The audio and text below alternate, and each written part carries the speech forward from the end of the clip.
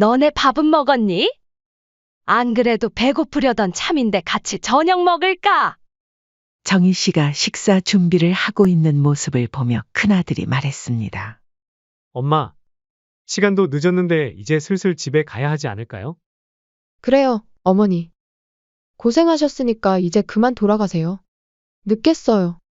갑자기 왜 그러니? 나는 조금 늦게 가도 괜찮다. 어머님, 사실은요? 저희 엄마가 오시기로 했거든요. 네, 맞아요. 장모님이 오시기로 해서요. 오시면 어때? 오랜만에 같이 저녁이나 먹으면 되잖니?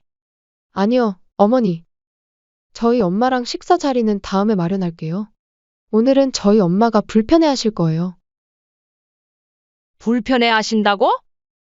내 말은 지금 나보고 집안일 다 했으니 가라고 말하는 거니? 내가 너네 가정부야? 잠시 침묵이 흘렀죠. 그러다 며느리가 대답했습니다. 무슨 말씀을 그렇게 서운하게 하세요? 그런 거 아니에요. 그런 게 아니긴? 지금 너네 필요할 때만 쓰는 가정부 취급하는 거 아니면 뭐니? 아니, 그게 장모님이 갑자기 연락을 하셔서 죄송하게 됐어요. 엄마도 장모님 성격 아시잖아요. 저희가 좀 배려해드려야죠. 배려한답시고 일만 실컷 시켜놓고 나를 내쫓는 자식이 세상에 어디 있니? 이번 사연의 주인공은 70세 김정희 씨입니다. 정희 씨는 작은 캐리어를 끌며 큰아들 박재훈의 아파트 현관 앞에 서 있었습니다. 엘리베이터에서 내려 복도를 걸어오는 동안 며칠 전 있었던 아들과의 통화가 다시 한번 머릿속을 스쳐 지나갔죠. 엄마, 이번 주말에 우리 좀 도와줄 수 있어요? 웬일이니? 평소엔 전화도 잘 안 하더니 아니, 우리가 중요한 약속이 있어서 엄마가 좀 도와주면 좋겠어요. 갑자기 무슨 약속인데? 그냥 지은이랑 중요한 모임이 있어서. 모임이라고? 그래서 엄마를 부르는 거니? 아니, 그게 엄마도 심심하실 것 같고 민서도 할머니 보고 싶어 하고 해서요. 정희 씨는 그 순간 가슴 한켠이 아려왔습니다. 큰아들 부부는 이렇게 손주 봐달라거나 집안일 좀 해달라는 부탁할 때 아니면 연락 한 번 없었죠. 이제는 필요할 때만 연락하는 남이 된 것 같았습니다. 현관 앞에 서서 초인종을 누르기 전 정희 씨는 잠시 망설였습니다. 집으로 돌아갈까 하는 생각도 스쳐 지나갔죠. 하지만 손주 민서의 웃는 얼굴이 떠올랐습니다. 하지만 그 생각도 잠시 작은 아들 재민이 어제 전화로 했던 말이 떠올랐습니다. 엄마, 형님이 또 손주 봐달라고 연락했어요? 항상 필요할 때만 연락하고. 엄마를 너무 이용하는 것 같아 마음이 안 좋네요. 정희 씨는 작은 아들의 말에 괜찮다 고 했지만 사실 그 말이 가슴에 콕 박혔습니다. 작은 아들 재미는 비록 경제적으로 넉넉하진 않았지만 한 달에 두세 번은 꼭 어머니를 찾아왔고 주말이면 가족과 함께 밥이라도 먹자며 데리러 오곤 했죠. 초인종을 누르자 큰며느리 이지은이 문을 열었습니다. 어머님, 오셨어요? 길은 안 막히셨어요? 환한 미소로 맞이하는 며느리의 얼굴이었지만 어쩐지 그 미소가 너무나 가식적으로 느껴졌습니다. 별로 안 막히더구나. 정희 씨가 대답하자 며느리는 한숨을 돌리는 듯했습니다. 다행이에요. 어머님 덕분에 저희가 한숨 돌리게 됐어요. 솔직히 다른 분한테 부탁할까도 했는데 역시 어머님이 제일 편해요. 돈도 안 들고요. 호호, 농담이에요, 아시죠? 돈도 안 든다고? 정희 씨는 순간 얼굴이 화끈거렸습니다. 아무리 농담이라지만 정말 자신이 공짜 식모라도 되는 것 같은 기분이었죠. 현관문을 들어서는 순간 집안의 아수라장이 눈에 들어왔습니다. 거실 테이블 위에는 큰아들 내외가 먹다 만 듯한 배달 음식 봉투가 여기저기 널브러져 있었고, 싱크대에는 며칠은 됐을 법한 설거지거리가 산처럼 쌓여 있었죠. 식탁 위에는 곰팡이가 핀 듯한 음식 그릇들도 보였습니다. 어머님, 죄송한데 주방 좀 정리해 주실 수 있으세요? 제가 요즘 너무 바빠서. 며느리가 말했습니다. 그리고 냉장고도 좀 봐주세요. 민서가 할머니가 해준 음식 먹고 싶다고 어찌나 조르던지. 이왕 해주시는 거 많이 좀 해주고 가시면 좋을 것 같아요. 정희 씨의 마음속에 작은 아들 재민의 집이 떠올랐습니다. 작은 아파트였지만 항상 깔끔하게 정돈되어 있었고, 작은 며느리 수연은 정희 씨가 방문할 때마다 어머님, 편히 쉬세요. 여기까지 와서 또 일하시려고 하지 마세요. 라고 말하곤 했죠. 아, 그리고 어머님. 큰 며느리가 지갑에서 카드를 두 손가락에 끼워 건네며 말을 이었습니다. 장도 좀 봐주세요. 식재료가 하나도 없어서. 민서 간식거리도 사다 주시고요. 어머님이 사주시는 게 제일 맛있대요. 그리고 청소도 좀 해주세요. 요즘 미세먼지가 심해서 민서가 자주 기침을 해요. 어머님이 청소해 주시면 너무 깨끗해서 좋더라고요. 정희 씨의 마음속에서 서러움이 조금씩 차올랐습니다. 손주를 봐달라고 해서 왔는데, 이제는 청소부의 장복이 대행까지 하는 신세가 된 것 같았죠. 그리고 문득 떠올랐습니다. 이 아파트 바로 자신이 평생 모은 돈으로 큰아들에게 사준 것이었습니다. 남편과 함께 어렵게 모은 돈으로 마련한 서울의 아파트였죠. 결혼할 때 자동차 구입비와 며느리 혼수 비용까지 모두 지원해 주었는데, 이제는 이렇게 하녀 취급을 받고 있었습니다. 정희 씨는 카드를 받아들며 속으로 한숨을 삼켰습니다. 할 말은 많았지만 참고 있었죠. 그때 방에서 뛰어나온 손주 민서가 정희 씨의 다리를 붙잡았습니다. 그나마 손주의 순수한 미소가 위안이 되었죠. 할머니, 아이의 눈빛에서 진심 어린 기쁨이 느껴졌습니다. 정희 씨는 잠시 모든 서운함을 잊고 손주를 안아 올렸습니다.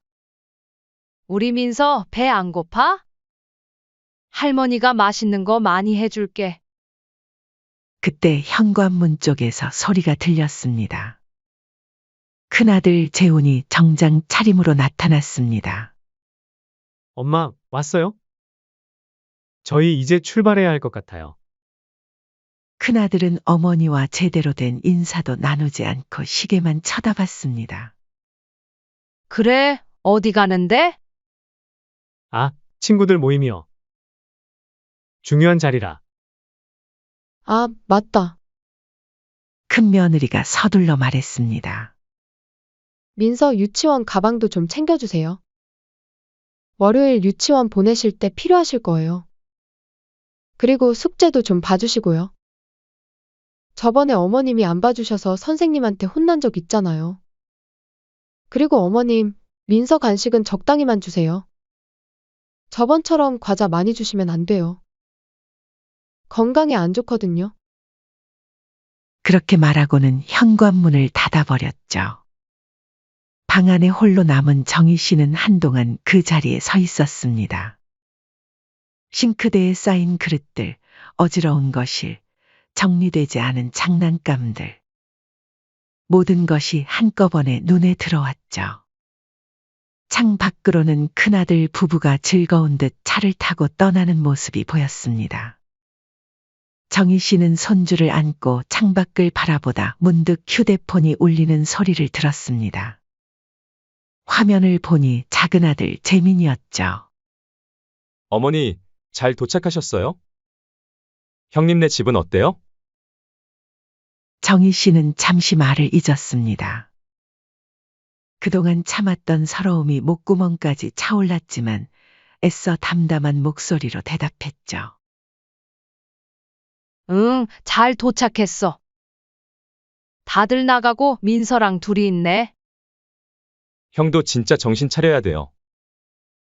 엄마를 이용하려고만 하고. 다음에 저희 집 오셔서 푹 쉬다 가세요. 작은 아들의 따뜻한 말에 정희 씨의 눈시울이 붉어졌습니다. 고맙다, 재민아. 너는 항상 그렇게 엄마 생각해주고. 전화를 끊은 뒤 정희 씨는 묵묵히 집안일을 시작했습니다. 쌓여있는 설거지부터 하나씩 손을 대기 시작했죠. 민서는 할머니의 곁을 떠나지 않고 종일 따라다녔습니다. 할머니, 이거 봐요. 내가 그린 그림이에요. 민서가 그림을 보여주자 정희 씨는 잠시 설거지를 멈추고 손주의 그림을 보았습니다. 와, 우리 민서 정말 잘 그렸네. 이게 무슨 그림이니? 이건 할머니랑 저예요. 우리 같이 놀고 있는 거예요. 정희 씨는 그림을 보며 미소 지었습니다. 그림 속에는 두 사람만 있었죠. 아빠도 엄마도 없이 할머니와 민서만 그려져 있었습니다. 설거지를 마치고 빨래를 돌린 후 민서의 장난감을 정리하고 집안 청소까지 모두 마쳤습니다. 그러다 문득 시계를 보니 어느새 하루가 지나고 오후 4시가 다 되어가고 있었죠. 민서야, 배고프지? 할머니가 금방 저녁 차려줄게. 하지만 그때였습니다. 갑자기 현관문 비밀번호 누르는 소리가 들렸죠. 예상보다 일찍 돌아온 큰아들 부부였습니다. 어머님, 저희 왔어요. 애는 잘 보고 계셨죠? 큰 며느리가 들어서며 말했습니다. 하지만 뭔가 어색한 분위기가 감지됐죠. 두 사람은 골프백을 들고 있었고 얼굴에는 외출 후에 상기된 기색이 역력했습니다. 너네 밥은 먹었니? 안 그래도 배고프려던 참인데 같이 저녁 먹을까? 정희 씨가 식사 준비를 하고 있는 모습을 보며 큰아들이 말했습니다. 엄마, 시간도 늦었는데 이제 슬슬 집에 가야 하지 않을까요? 그래요, 어머니. 고생하셨으니까 이제 그만 돌아가세요. 늦겠어요. 갑자기 왜 그러니?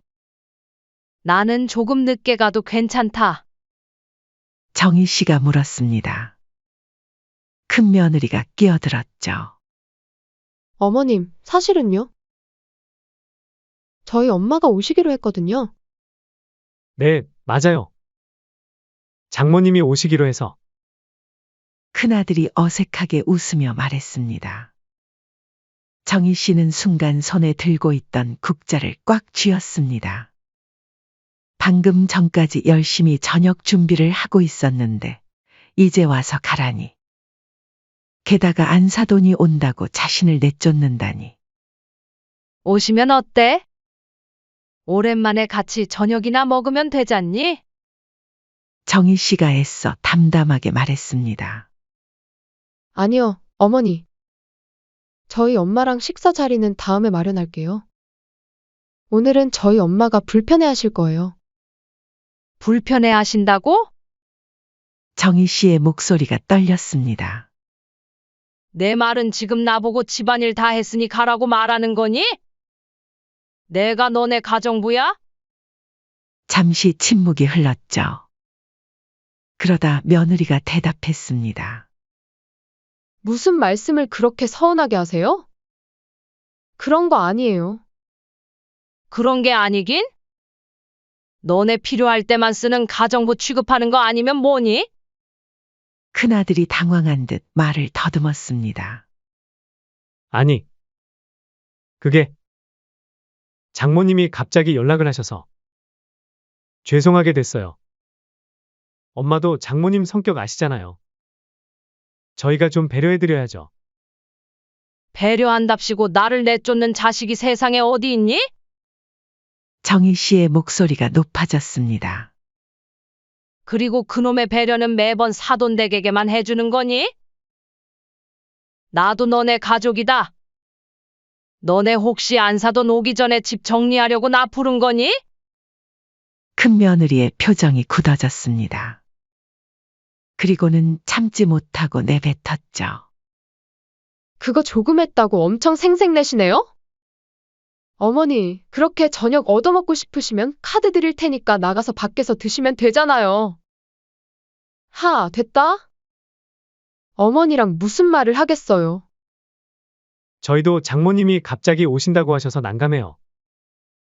엄마가 좀 이해해 주세요. 정희 씨가 쓴웃음을 지었습니다. 이해? 그래, 너네는 매번 이해해주기만을 바라는구나. 엄마, 그게 아니라 그 뜻이 아니잖아요. 큰아들이 변명하려 했지만 정희 씨는 이미 앞치마를 벗고 있었습니다. 됐어요, 여보. 어머니가 꼬아서 들으시는 거 어디 한두 번이에요? 알았다. 내가 나갈게. 너네한테 내가 무슨 말을 하겠니? 정희 씨는 담담하게 말했습니다. 현관문 앞에서 정희 씨는 잠시 멈춰 섰습니다. 하루 종일 청소하고 빨래하고 음식 준비하느라 허리가 끊어질 것 같았지만 그보다 더 아픈 건 가슴이었죠. 너네도 잘 생각해봐라. 필요할 때만 부르고 필요 없으면 내쫓고. 그렇게 살면 좋니? 큰아들은 아무 말도 하지 못했습니다. 큰 며느리는 어색하게 서 있었고요. 밖으로 나오는 순간 갑자기 눈물이 왈칵 쏟아질 것 같았습니다. 하지만 정희 씨는 꾹 참았죠. 엘리베이터를 기다리면서 정희 씨는 문득 깨달았습니다. 자신이 이제껏 얼마나 허상을 붙잡고 살았는지를. 자식이라는 이름으로, 손주라는 이름으로 얼마나 많은 것을 참아왔는지를. 하지만 이제는 달라질 것 같았습니다. 가슴속 깊은 곳에서 무언가가 꿈틀거리고 있었죠. 엘리베이터를 타고 내려가면서 정희 씨는 마음을 다잡았습니다. 얼굴에 흐르는 눈물을 손등으로 닦으며 깊은 숨을 들이마셨죠. 집으로 돌아온 정희 씨는 한동안 어두운 거실에 그대로 앉아 있었습니다. 텅 빈 집안이 더욱 쓸쓸하게 느껴지는 밤이었죠. 마치 오랫동안 끓어오르던 물이 서서히 식어가듯 정희 씨의 마음속 감정도 차갑게 식어가고 있었습니다. 그때 휴대폰이 울렸습니다. 큰아들의 이름이 떴죠. 엄마, 잘 들어가셨어요? 문자 한 줄. 그것이 전부였습니다. 그 뒤로 다시 울리는 휴대폰. 이번에는 작은 아들 재민이었습니다. 엄마, 괜찮으세요? 형님네 집에서 무슨 일 있으셨어요? 정희 씨는 잠시 망설였습니다. 작은 아들에게 불평하고 싶지는 않았지만 이번만큼은 솔직하게 말하고 싶었죠. 재민아. 너무 서운하다. 전화기 너머로 잠시 침묵이 흘렀습니다. 그리고 작은 아들의 따뜻한 목소리가 들려왔죠. 형도 진짜 너무하네요. 제가 형한테 다시 얘기 좀 해볼게요. 고맙다, 우리 재민아. 내가 못나서 너한테까지 신경 쓰게 만들었구나. 전화를 끊고 정희 씨는 서랍장에서 낡은 서류 봉투를 꺼냈습니다. 그 안에는 남편이 남긴 유품들이 있었죠. 통장, 부동산 문서, 그리고 큰아들에게 증여한 아파트 문서와 자동차 구매 영수증, 혼수 비용 내역까지 모두 있었습니다.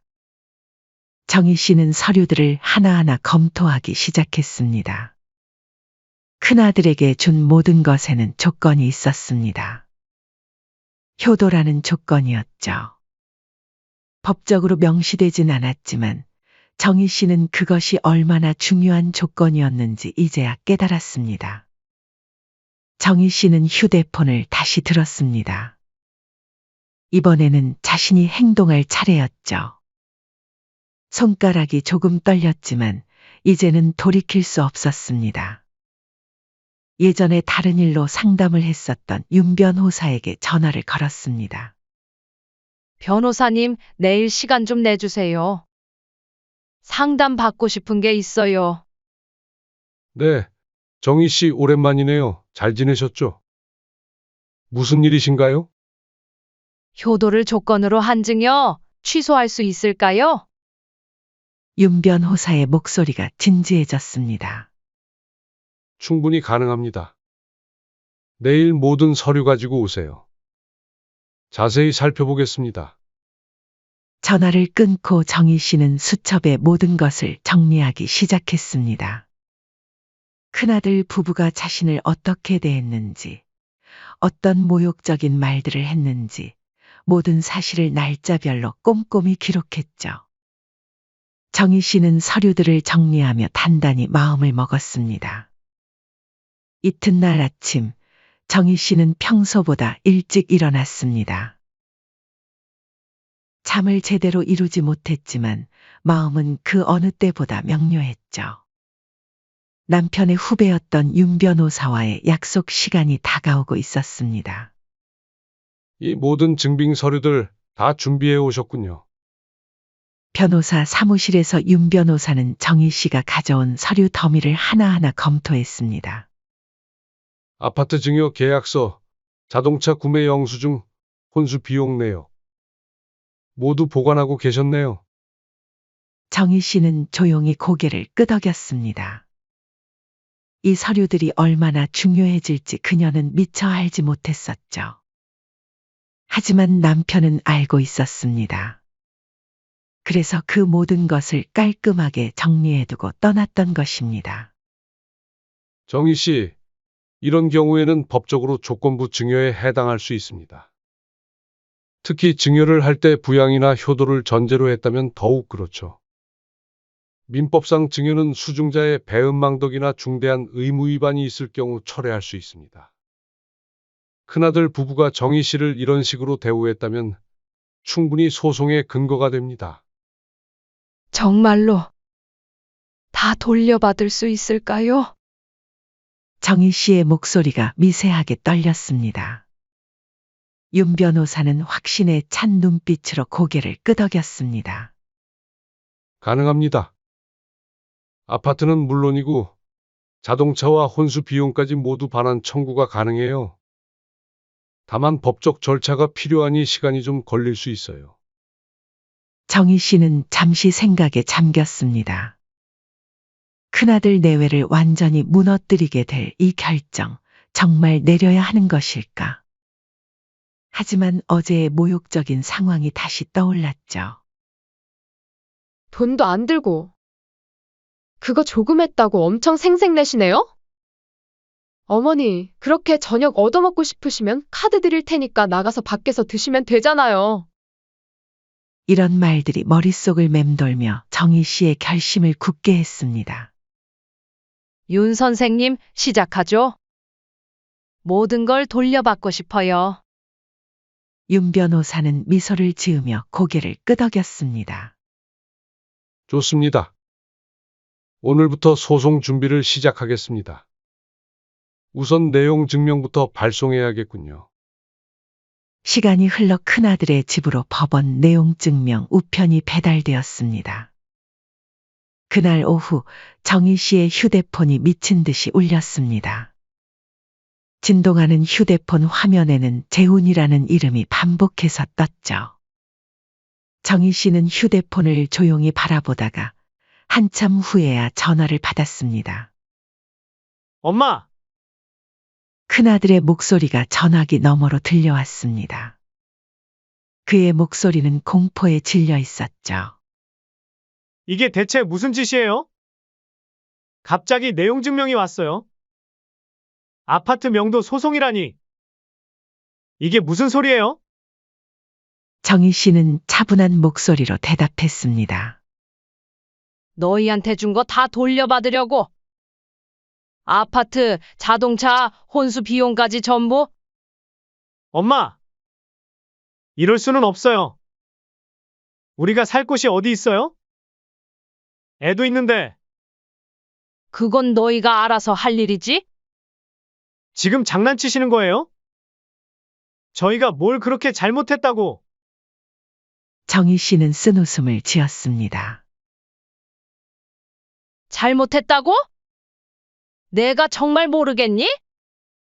필요할 때만 부르고 다 쓰고 나면 쓰레기처럼 내다 버리는 그런 행동이 잘못이 아니라고 생각해? 큰아들의 목소리가 갑자기 부드러워졌습니다. 엄마, 제가 잘못했어요. 그때 상황이 좀 급해서. 다시는 그런 일 없을게요. 제발요, 이러지 마세요. 정희 씨는 이제 그런 말에 더 이상 흔들리지 않았습니다. 늦었어. 이미 모든 서류를 변호사에게 맡겼으니까. 큰아들의 목소리에서 다급함이 느껴졌습니다. 엄마, 지금 당장 취소하면 되잖아요. 제발요. 우리 민서는 어떡해요? 거리에 나앉게 하실 거예요? 민서. 그래, 민서는 불쌍하구나. 하지만 그건 너희 책임이야. 너희가 제대로 부모 노릇을 했어야지. 큰아들이 소리쳤습니다. 정말 이러실 거예요? 우리 가족인데. 정희 씨의 목소리는 냉정했습니다. 가족?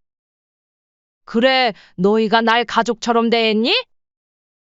필요할 때만 부르고 다 쓰고 나면 쓰레기처럼 내다 버리는 그런 가족.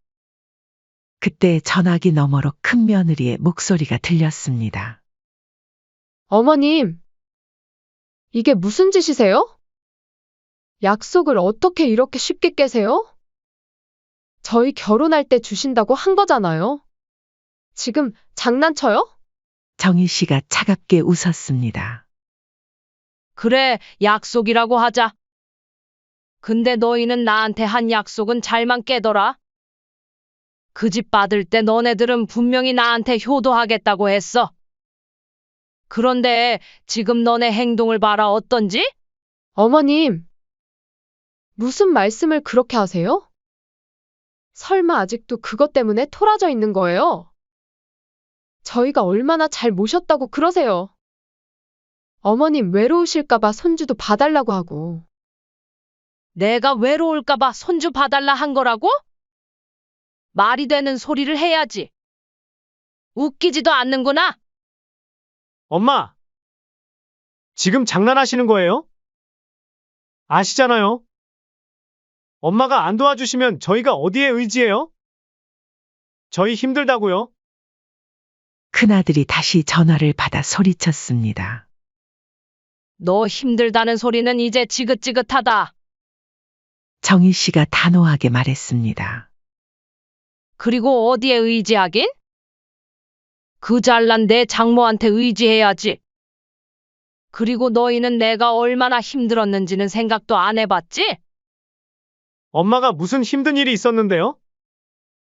집에서 편하게 사시면서. 편하게. 그래, 너희 눈엔 그렇게 보였겠지. 손주 봐달라면 달려가고 집안일 해달라면 하고. 너희한텐 그게 당연했잖아.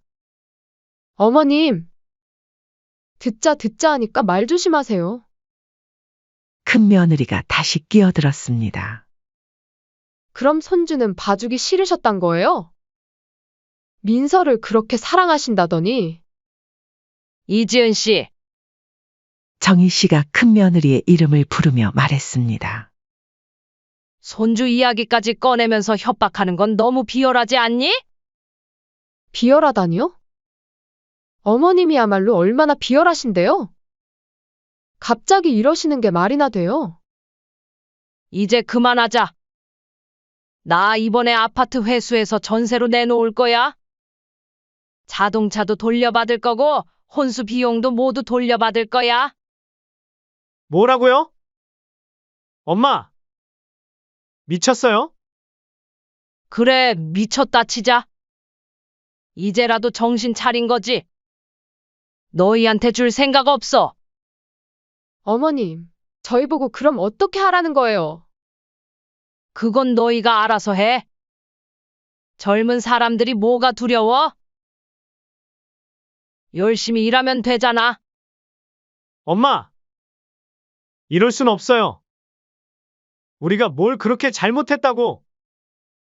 큰아들이 격분했습니다. 너희한테 난 그저 집 줄 사람 아니면 가정부 정도였잖아. 이제 그만할래? 아니다. 고마워해야겠네.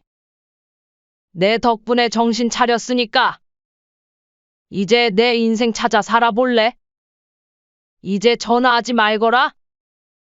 앞으로 너희 연락 안 받을 거야. 정희 씨는 그대로 전화를 끊었습니다. 그리고 큰아들의 번호를 차단했죠. 곧바로 큰며느리에게서 전화가 왔지만 그것도 차단했습니다.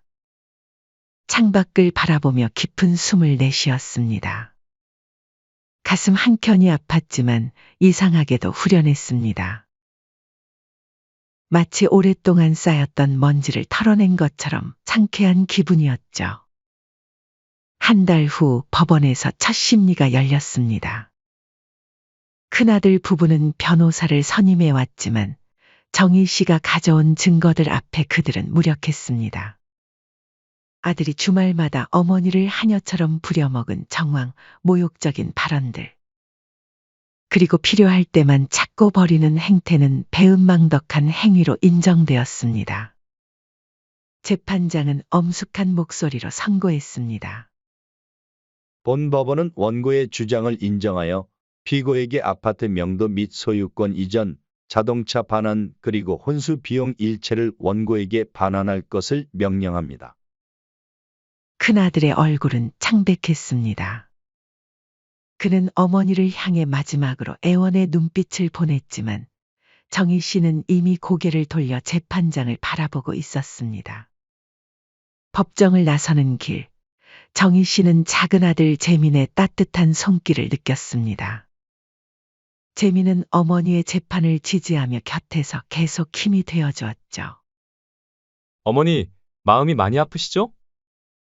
정희 씨는 고개를 천천히 흔들었습니다. 아니다. 이상하게도 후련하구나. 내가 평생 번 재산인데 효도는커녕 나를 하녀처럼 부리는 자식에게 그냥 줄 수는 없잖니. 재민은 어머니의 손을 꼭 잡았습니다. 그의 눈에는 어머니를 향한 걱정과 사랑이 가득했죠. 앞으로 어떻게 하실 계획이세요? 정희 씨는 창밖을 바라보았습니다. 맑은 하늘이 펼쳐져 있었죠. 이제부터 내 인생을 살 거야. 너무 오랫동안 자식들을 위해 희생했어. 이제는 내가 주인공인 삶을 살 때가 됐어. 한 달 후 법원 집행관과 함께 큰아들의 아파트로 향했습니다. 강제 집행의 날이었죠. 법원의 판결에 따라 오늘부로 이 아파트의 명도 집행을 시작하겠습니다. 집행관이 현관문 앞에서 선언했습니다. 큰아들 부부는 이미 짐을 대부분 빼놓은 상태였고 민서는 큰며느리의 친정에 맡겨져 있었습니다. 엄마, 한 번만 더 생각해 주세요. 큰아들이 마지막으로 애원했습니다. 너희가 날 내쫓았을 때처럼 이번엔 너네가 나가야 할 시간이다. 큰며느리는 눈물을 흘리며 현관문을 나섰습니다. 큰아들은 마지막까지 무릎을 꿇고 애원했지만 정희 씨의 결심은 확고했습니다. 다음 주까지 자동차도 반납하고 혼수 비용도 돌려줘. 그렇지 않으면 다시 법원에 신청할 거야. 그들이 떠난 후 정희 씨는 빈 아파트를 둘러보았습니다. 한때 자신이 평생 모은 돈으로 사준 아파트였지만 이제는 그녀의 것이 되어 있었죠. 그리고 이 아파트는 새로운 의미를 갖게 될 것이었습니다. 그날 저녁 정희 씨는 작은 아들 재민과 통화를 했습니다. 어머니, 아파트는 어떻게 하실 거예요? 전세로 내놓을 생각이야. 그리고 받은 돈으로 내가 좀 더 작은 집으로 이사할까 해. 나머지는요? 정희 씨는 잠시 생각에 잠겼습니다. 내 가족에게 줄 거야. 너네는 항상 나를 진정한 가족으로 대해줬으니까. 진짜 효도하는 자식에게 주는 게 맞지 않겠니? 전화기 너머로 재민의 목소리가 떨렸습니다. 어머니, 그러실 필요 없어요. 저희는 그냥 어머니가 행복하셨으면 좋겠어요. 그게 바로 내 행복이야. 진정한 가족에게 보답하는 것. 그게 엄마를 행복하게 해. 그날 밤 정희 씨는 오랜만에 편안한 잠을 이뤘습니다. 그녀의 꿈속에서 남편이 미소 지으며 나타났죠. 여보, 잘했어요. 이제야 자신을 위한 삶을 사는군요. 정희 씨는 꿈속에서 미소 지었습니다. 이제야 진정한 의미의 자유를 느끼고 있었죠.